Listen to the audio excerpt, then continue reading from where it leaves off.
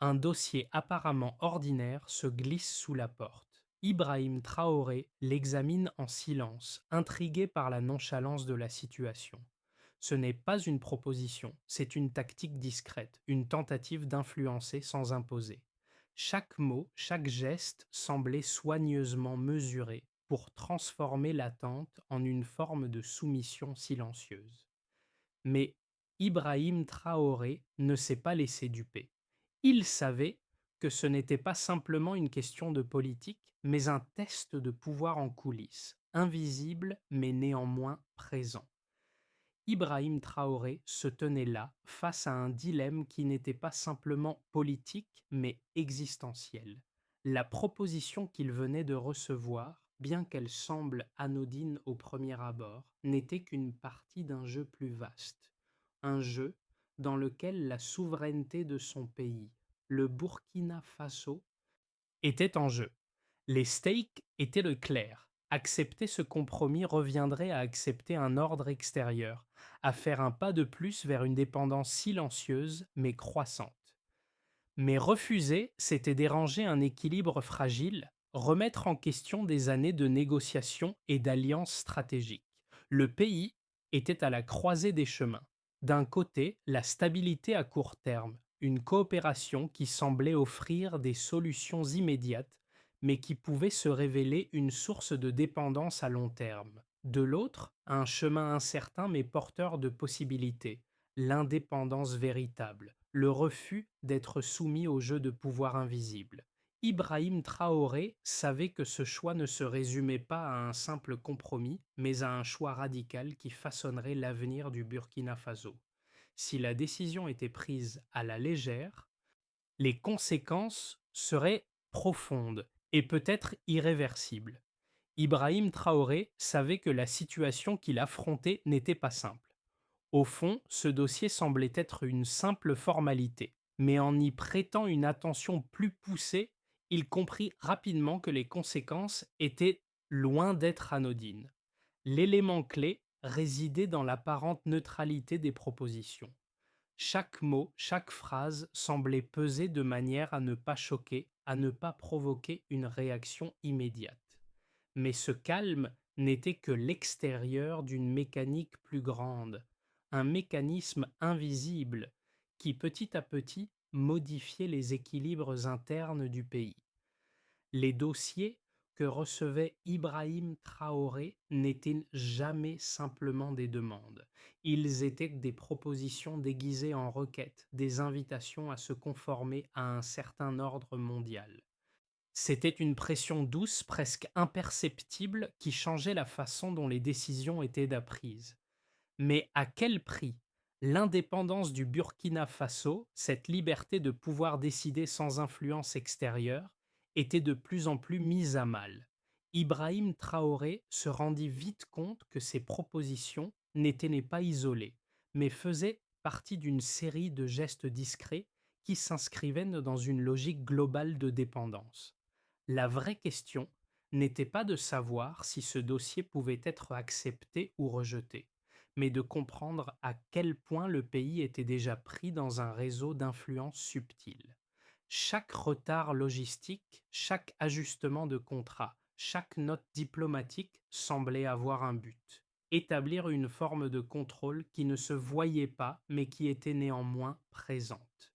Et Ibrahim Traoré commença à voir les indices qui marquaient dans cette dépendance croissante. Ce n'était pas une domination évidente, mais une domination fluide qui s'imposait sans que quiconque ne s'en rende compte. Cette prise de conscience commença à le motiver à agir, car derrière chaque dossier comme celui-ci se cachait une question plus profonde. Qui décidait vraiment des choix du Burkina Faso? Ibrahim Traoré n'était pas un novice en matière de politique internationale. En tant que leader du Burkina Faso, il avait traversé bien des épreuves et savait que les enjeux géopolitiques et économiques qui se jouaient au-delà des frontières étaient bien souvent plus complexes que ce qu'ils semblaient être à première vue. Lorsqu'il avait pris son poste, il savait qu'il devrait naviguer dans un monde où les décisions étaient rarement prises de manière totalement autonome. Ce dossier, comme tant d'autres, n'était qu'une nouvelle facette d'un défi permanent. Comment préserver l'indépendance tout en maintenant des relations de coopération avec des puissances étrangères? Cependant, à mesure que le temps passait, une chose devenait évidente. Le Burkina Faso n'était pas vraiment maître de ses décisions. Un pays qui dépendait de l'extérieur pour de nombreux aspects de sa gouvernance, de son économie et même de sa sécurité, n'avait qu'une illusion de contrôle. Ibrahim Traoré savait que chaque action, chaque mouvement devait être mesuré, calculé. C'est à ce moment-là qu'il commença à ressentir l'impact des décisions prises en dehors de ses murs. Les premières indications étaient discrètes, presque invisibles, des ajustements dans les contrats commerciaux, des retards dans les chaînes d'approvisionnement, des changements dans les taux d'assurance. Tout cela semblait sans importance à première vue, mais peu à peu, ces petites modifications se mettaient à affecter le quotidien des Burkinabés. Les secteurs clés de l'économie commençaient à ressentir les effets de ces décisions externes, et l'impact se faisait sentir jusque dans les communautés locales. Ibrahim Traoré n'avait pas encore pris de décision radicale, mais chaque geste extérieur semblait le pousser de plus en plus vers une position de résistance. L'instabilité apparente au Burkina Faso n'était pas le fruit du hasard. Elle était le résultat d'une série de décisions discrètes, souvent cachées sous des prétextes de coopération. Un retard logistique ici, une modification de contrat là, et soudainement, les effets se faisaient ressentir sur le terrain. La première perturbation majeure se produisit lorsqu'un retard dans la livraison d'un cargo de carburant bloqué en amont fit tanguer l'ensemble du système économique.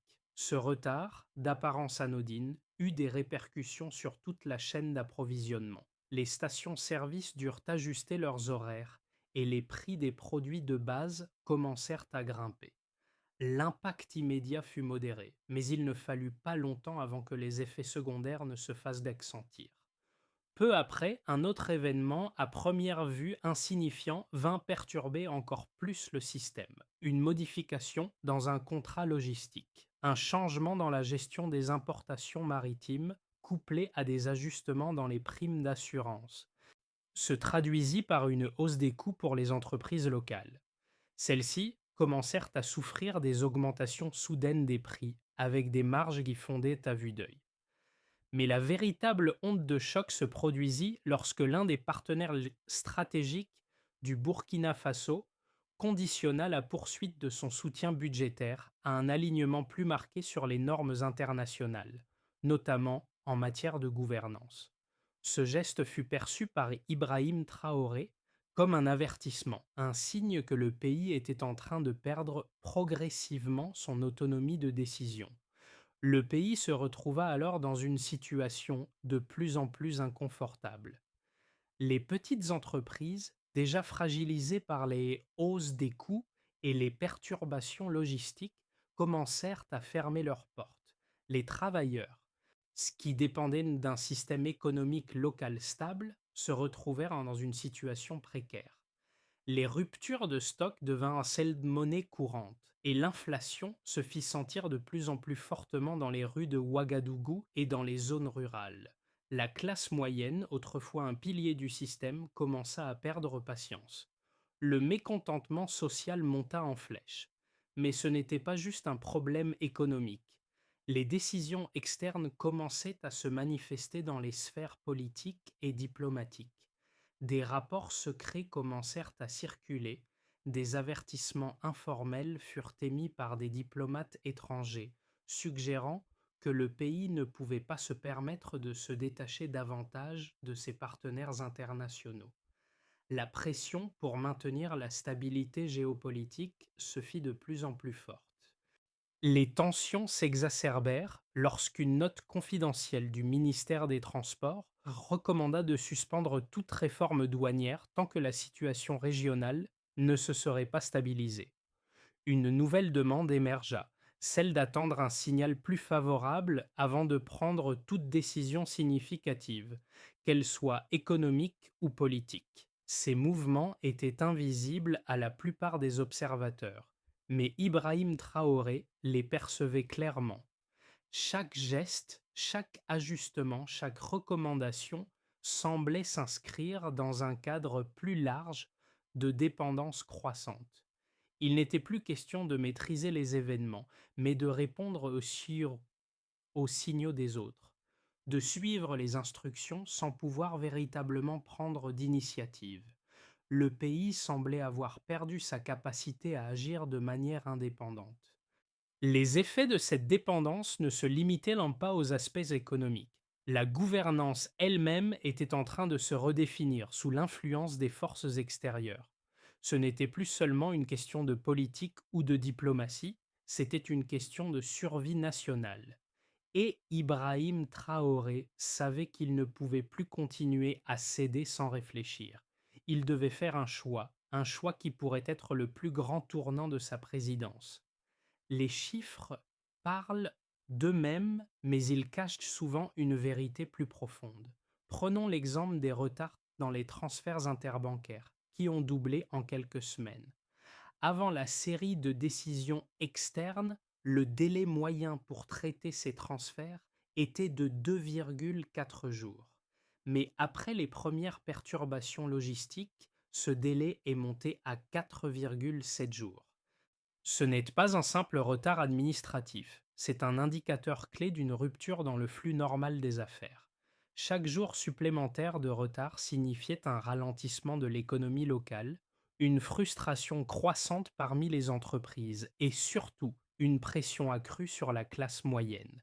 Mais les chiffres économiques ne se limitaient pas à la logistique. L'augmentation des primes d'assurance a été l'un des signes les plus évidents de l'impact des décisions prises au niveau international. Avant que les mots instabilité ne commencent à apparaître dans les rapports diplomatiques, les courtiers en assurance appliquaient un taux de 1,8% pour les importations maritimes destinées au Burkina Faso. Toutefois, après que l'instabilité régionale ait été évoquée dans les notes diplomatiques, ce taux est soudainement monté à 3,2%.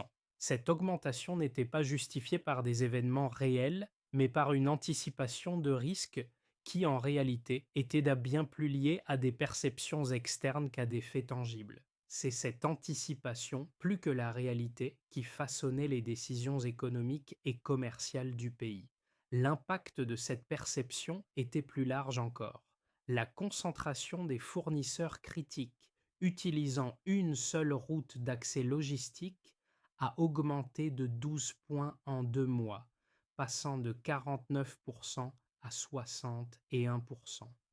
Cette concentration accrue rendait le pays beaucoup plus vulnérable à toute perturbation dans le système logistique, augmentant ainsi les risques d'une paralysie économique totale en cas de nouvelles perturbations. Ces chiffres, loin d'être anecdotiques, étaient-ils le reflet de la dépendance croissante du pays à un système extérieur, fragile et insaisissable? À chaque perturbation, la structure économique devenait de plus en plus fragile. Ce phénomène ne se limitait pas à l'économie ou à la logistique. Il affectait également la perception des acteurs économiques internationaux. La hausse des primes d'assurance n'était pas simplement un ajustement technique, mais un signal envoyé au marché. Le Burkina Faso était désormais perçu comme un acteur moins stable sur le plan international. Cela avait des répercussions immédiates sur les investissements étrangers. Les entreprises multinationales, qui jusque-là considéraient le Burkina Faso comme un marché en pleine croissance, commencèrent à revoir leurs projets à la baisse. Les flux d'investissement se sont ralentis, ce qui a créé une spirale négative pour l'économie locale. Les indicateurs économiques clés tels que les retards logistiques, les coûts accrus pour les entreprises et l'augmentation des primes d'assurance ont révélé une vérité plus sombre. Le Burkina Faso, bien qu'il ait un gouvernement, une constitution et un hymne, n'était plus maître de son destin. Les forces extérieures avait pris une position dominante et le pays, sans le savoir, avait commencé à s'adapter à cette nouvelle réalité imposée. Les critiques à l'encontre de la position d'Ibrahim Traoré étaient multiples. D'un côté, certains affirmaient que toute tentative de rupture avec les pratiques extérieures risquait d'entraîner une catastrophe économique pour le Burkina Faso. Ceux qui soutenaient cette position mettaient en avant les risques d'isolement diplomatique, la perte d'investissements étrangers et la division croissante au sein de la société. Selon eux, toute démarche de fermeté ferait peser une pression insoutenable sur la classe moyenne et les petites entreprises, déjà vulnérables à la conjoncture économique difficile. Ils évoquaient les ruptures de stock qui affectaient le quotidien des citoyens, la hausse des prix qui réduisait le pouvoir d'achat et les tensions sociales qui commençaient à monter. Leur argument était simple. Il n'était pas le moment de s'isoler et toute politique trop radicale risquait de provoquer plus de mal que de bien. De l'autre côté, des voix s'élevaient pour défendre l'option d'une plus grande autonomie. Ces partisans soutenaient que la véritable souveraineté ne pouvait être atteinte qu'en brisant les chaînes de la dépendance extérieure. Pour eux, et les tensions internes et les difficultés économiques étaient le prix à payer pour que le pays puisse retrouver sa liberté d'action. Ils soulignaient que les décisions prises sans concertation avec les Burkinabés, en particulier celles liées à l'économie et à la sécurité, ne faisaient qu'aggraver la situation à long terme. Si le pays continuait à se plier aux exigences externes, il finirait par perdre sa capacité à prendre des décisions souveraines. Selon eux, l'acceptation de la situation actuelle n'était qu'une forme de procrastination qui permettait au système de maintenir son emprise sur le Burkina Faso, même au détriment des citoyens. Ibrahim Traoré se trouvait ainsi entre deux visions opposées, chacune avec ses propres justifications et dangers. Mais il savait que ni l'une ni l'autre ne pouvait offrir une solution simple. La question n'était pas de savoir s'il fallait rompre ou non, mais plutôt de savoir comment naviguer dans ce terrain miné sans perdre de vue l'indépendance du pays. Il comprenait que la véritable question résidait dans l'aptitude à résister à une pression constante, à maintenir un équilibre fragile tout en préparant le pays à se relever d'une dépendance qui risquait de le paralyser. Le dilemme était profond. Fallait-il céder pour maintenir l'ordre et la stabilité ou risquer le chaos pour regagner le contrôle? Ce n'était plus un simple dossier, ce n'était plus une simple question de coopération ou de rupture. Ibrahim Traoré en était arrivé à une conclusion décisive. Le pays ne pouvait plus continuer à être pris dans le jeu des influences invisibles. À cet instant précis, une révélation frappa sa conscience. Ce qu'il avait initialement perçu comme une simple décision logistique se transformait en un point de bascule stratégique. Les petites actions extérieures, qui semblaient anodines au début, avaient l'idée finie par s'enchevêtrer de manière à bloquer toute autonomie réelle. C'était un piège soigneusement tissé à travers les différents acteurs internationaux, avec un seul objectif: maintenir le pays dans une position de dépendance sans recours. La vérité était là. Cette dépendance n'était plus seulement une conséquence de choix passés, mais une structure imposée, un cadre invisible qui dirigeait les décisions sans intervention apparente. Ibrahim Traoré, désormais pleinement conscient des dynamiques en jeu, savait que son prochain mouvement serait crucial. Il ne s'agissait pas simplement de rejeter une proposition ou de répondre à une pression immédiate, mais de redéfinir ce que signifiait réellement l'indépendance pour son pays. Le véritable défi résidait désormais dans la capacité à réagir sans faire l'impasse sur la souveraineté nationale. Les conséquences de l'approfondissement de la dépendance extérieure étaient déjà visibles. Elles se manifestaient d'abord dans la sphère économique, mais se propageaient rapidement à d'autres domaines. La classe moyenne, qui avait longtemps été le moteur de l'économie locale, commençait à se sentir étranglé par l'augmentation des coûts de la vie. Les prix des produits payants de première nécessité avaient flambé à cause des retards logistiques et de la hausse des primes d'assurance. Les petites entreprises qui n'avaient pas les ressources pour absorber ces hausses étaient les forcés de fermer leurs portes. Les commerçants locaux se retrouvaient à court de stock, incapables de faire face à la demande croissante. Les citoyens, eux, se retrouvaient dans une situation de plus en plus difficile. Des pénuries de produits de base dans les supermarchés, des files d'attente interminables dans les stations-service et des tensions croissantes dans les rues. Mais l'impact de cette dépendance ne se limitait pas à l'économie. Sur le plan politique, le Burkina Faso commençait à perdre sa capacité à agir indépendamment sur la scène internationale. Les pressions externes devenaient de plus en plus évidentes et le pays semblait jouer un rôle secondaire dans les discussions internationales qui le concernaient. Les puissances étrangères et qui avaient des intérêts stratégiques dans la région, commençaient à imposer des conditions de plus en plus strictes pour leur soutien économique et politique. Le gouvernement burkinabé était pris entre deux feux. D'une part, il devait répondre aux exigences de ses partenaires internationaux pour maintenir des relations stables, et d'autre part, il devait satisfaire les attentes croissantes de sa population, qui réclamait un retour à la stabilité économique. La situation s'aggravait lorsque le Burkina Faso commença à voir ses relations diplomatiques se tendre. Les discussions sur la gouvernance, la souveraineté et l'autonomie du pays devenaient plus complexes. Les partenaires étrangers, tout en continuant à fournir un soutien économique, ne cachaient-ils plus leur désir d'influencer les décisions politiques du pays. Cette pression extérieure se doublait de la montée de la contestation interne. La population, déçue par l'absence de progrès, commençait à perdre confiance dans le gouvernement. Les manifestations se multipliaient dans les grandes villes et la frustration des jeunes, qui ne voyaient aucun avenir stable, était palpable. C'était une situation explosive dans laquelle chaque décision devenait une question de survie pour le gouvernement de Ibrahim Traoré. Cependant, il ne s'agissait pas simplement d'une crise économique ou politique. Les tensions croissantes entre les différents groupes sociaux risquaient de déstabiliser davantage la situation.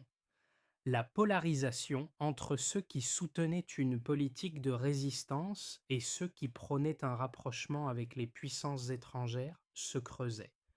Les rumeurs de division au sein même du gouvernement commençaient à circuler. Certains ministres et responsables politiques étaient accusés d'être trop influencés par les intérêts étrangers, tandis que d'autres réclamaient plus de fermeté dans la gestion des affaires intérieures. Dans ce climat tendu, la question cruciale restait: jusqu'où Ibrahim Traoré pourrait-il maintenir l'unité du pays sans compromettre son indépendance? Chaque geste, chaque décision serait désormais scrutée à la loupe, et les choix du président pouvaient entraîner des conséquences qui allaient bien au-delà des frontières du Burkina Faso. Ibrahim Traoré se retrouvait face à un choix complexe, et les scénarios à venir étaient aussi incertains qu'influencés par les décisions qu'il prendrait. Les trois trajectoires pour Sansonzena, croisses possibles pour le Burkina Faso, étaient très différentes, chacune avec ses risques et ses avantages. Imaginons d'abord un premier scénario où la pression persiste mais reste contenue, un cas de base.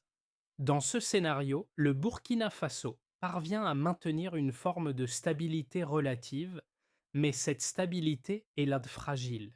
Les pressions externes continuent à peser sur les décisions économiques et politiques, et le pays reste dans un état de dépendance à long terme.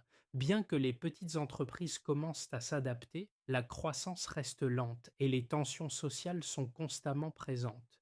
Les relations diplomatiques avec les partenaires internationaux se stabilisent, mais le pays perd progressivement de son influence dans les discussions régionales et internationales. L'isolement diplomatique n'atteint pas des niveaux critiques, mais il devient évident que la souveraineté nationale reste en grande partie une illusion. Imaginons ensuite un deuxième scénario, plus optimiste, où une résilience régionale et des alliances émergent. Dans un scénario plus optimiste, le Burkina Faso réussit à diversifier ses relations internationales et à renforcer ses alliances régionales. Les pays voisins commencent à s'engager dans des initiatives communes inspirées par l'exemple du Burkina Faso. Le pays parvient à sécuriser plusieurs flux logistiques indépendants et renforce ses capacités internes. L'administration se restructure pour faire face aux nouveaux défis et des investissements étrangers reviennent attirés par la stabilité retrouvée. Cette dynamique entraîne un regain de confiance au sein de la population et une nouvelle phase de croissance commence. Bien que des défis demeurent, le Burkina Faso devient un modèle de résilience pour la région et sa position diplomatique se renforce peu à peu. Enfin, imaginons un troisième scénario plus sombre où un retour à la normale devient impossible, avec une crise économique et politique. Dans le scénario le plus sombre, la pression extérieure, combinée à l'incapacité de se réorganiser, entraîne une crise économique et politique majeure. Les divisions internes se creusent et l'unité du pays est menacée. La perte de confiance dans le gouvernement est totale et des appels à un réalignement politique émergent. Les tensions sociales, alimentées par des pénuries continues et une inflation incontrôlable, culminent dans des protestations de masse. Le Burkina Faso se retrouve à la merci des puissances étrangères, avec peu de marge de manœuvre pour se réinventer. La dépendance devient un fardeau insupportable et le pays sombre dans une instabilité qui affecte non seulement la politique interne, mais aussi ses relations internationales. Dans ces trois scénarios, une constante demeure, la capacité du pays à continuer à produire sans permission et à préserver une certaine forme d'indépendance dans un environnement mondial de plus en plus complexe. Le véritable enjeu réside dans la manière dont Ibrahim Traoré et le peuple burkinabé parviendront à naviguer dans cette mer agitée sans se laisser engloutir par les vagues de pression. Ce que le peuple burkinabé ressentait, ce n'était pas seulement une question de politique ou d'économie, mais une quête de sens, de contrôle sur leur propre destin. Dans les rues de Ouagadougou, dans les villages reculés, l'atmosphère était chargée d'incertitude. Les gens se demandaient: comment pouvons-nous continuer à vivre ainsi sous cette pression constante? C'était plus qu'un manque de biens, c'était un sentiment de perte, perte de contrôle, perte de souveraineté et une question qui revenait sans cesse. Pourquoi devons-nous accepter cette situation? Dans les quartiers périphériques, les jeunes, souvent les plus touchés par la crise, commençaient à remettre en question la voie suivie jusqu'à présent. Beaucoup avaient grandi avec l'idée qu'une certaine forme de stabilité se construisait à travers l'acceptation des compromis imposés par les puissances extérieures. Mais maintenant, quelque chose avait changé. Le temps d'attendre un signal favorable semblait révolu. Les jeunes intellectuels, les artistes, les leaders communautaires se levaient pour dire qu'il était temps de repenser l'avenir. Ces voix, souvent marginalisées, commençaient à se faire entendre plus fort. Elles exprimaient un sentiment de révolte contre l'immobilisme, contre l'acceptation passive de la dépendance. Les discussions dans les cafés, sur les marchés et même sur les réseaux sociaux tournaient autour de cette question. Jusqu'où sommes-nous prêts à aller pour retrouver notre indépendance? Beaucoup se sentaient paralysés, accablés par les défis immédiats, mais un nombre croissant commençait à voir un potentiel de transformation. un potentiel pour le pays de ne plus se contenter de survivre sous pression, mais de se relever, de retrouver sa dignité. Ce n'était pas seulement une question de politique, c'était une question d'identité nationale. Et cette question, Ibrahim Traoré le savait, allait définir la direction future du Burkina Faso. Face à la pression croissante, Ibrahim Traoré savait qu'il ne suffisait pas de se défendre. Il fallait réagir stratégiquement, préparer un chemin clair pour l'avenir. La première étape de cette réorganisation serait de cartographier les dépendances stratégiques du pays. Une équipe interministérielle serait chargée de dresser un inventaire complet de toutes les dépendances logistiques, financières et diplomatiques. L'objectif serait de créer une matrice de dépendance à double entrée, qui montrerait non seulement les points de vulnérabilité, mais aussi les leviers potentiels pour réduire cette dépendance. Chaque secteur économique serait examiné de près pour identifier les redondances possibles et les alternatives aux circuits extérieurs. La deuxième phase consisterait à renforcer la résilience du pays en diversifiant les partenariats. L'une des priorités serait d'élargir les alliances régionales, en particulier avec les pays voisins. Une série de forums régionaux serait organisée pour renforcer la coopération sud-sud, notamment dans les domaines du commerce, de la logistique et de la sécurité. Le Burkina Faso pourrait ainsi créer de nouvelles routes commerciales indépendantes, réduire sa vulnérabilité face aux crises internationales et commencer à construire une économie plus autonome. Enfin, un programme national de renforcement des capacités institutionnelles serait mis en place. L'accent serait mis sur la formation des cadres gouvernementaux afin de les préparer à prendre des décisions souveraines sans se laisser influencer par des pressions extérieures. Des modules sur la gestion de la résilience économique et la négociation diplomatique seraient intégrés au programme de formation. L'objectif n'était pas seulement de surmonter la crise immédiate, mais de transformer cette épreuve en un levier pour renforcer l'indépendance nationale à long terme. À la fin de cette longue lutte, Ibrahim Traoré se retrouva seul devant un choix essentiel, un choix qui allait marquer l'histoire de son pays. Comme le disait souvent un vieux proverbe burkinabé, la décision ne se prend pas à la hâte, mais se construit à chaque pas. Ce n'était pas une rupture spectaculaire. Ce n'était pas un geste grandiose ou un discours flamboyant. C'était un simple acte de refus, un geste discret mais symbolique qui marquait la fin d'un cycle. Ibrahim Traoré se leva, prit une profonde inspiration et regarda à nouveau le dossier devant lui. Il ne signa pas. Ce geste, si petit en apparence, marquait la rupture avec un passé où les choix étaient dictés par des forces extérieures. C'était un acte de réappropriation. Le regard qu'il posa sur ce dossier n'était plus le même qu'au début. Ce dossier ne représentait plus un simple enjeu diplomatique, mais la possibilité d'un avenir différent pour le Burkina Faso. Ibrahim Traoré comprit alors que, parfois, les plus grandes victoires ne se mesurent pas par les décisions spectaculaires, mais par les petites résolutions quotidiennes qui, cumulées, construisent une véritable souveraineté. Ce geste de ne pas signer fut la première étape vers une nouvelle ère où le pays ne serait plus soumis à la volonté d'autrui, mais maître de son destin. Le Burkina Faso, à l'aube de ce nouveau chapitre, doit se redéfinir à l'échelle nationale et internationale. Ce n'est plus une question de qui nous pousse, mais de qui nous choisissons de devenir.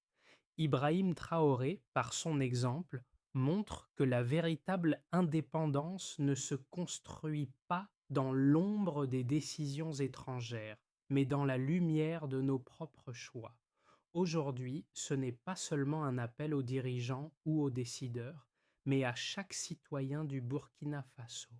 Que pouvons-nous construire ensemble pour garantir un avenir où la souveraineté et la dignité ne sont pas des concepts abstraits, mais des réalités tangibles et vécues au quotidien? La route sera semée d'embûches, Mais chaque pas vers l'autonomie est un pas vers un avenir plus fort, plus libre. Le temps est venu pour le Burkina Faso de se lever et de revendiquer son droit à la décision, de ne plus accepter d'être spectateur de son propre destin. C'est à nous tous de tracer la voie.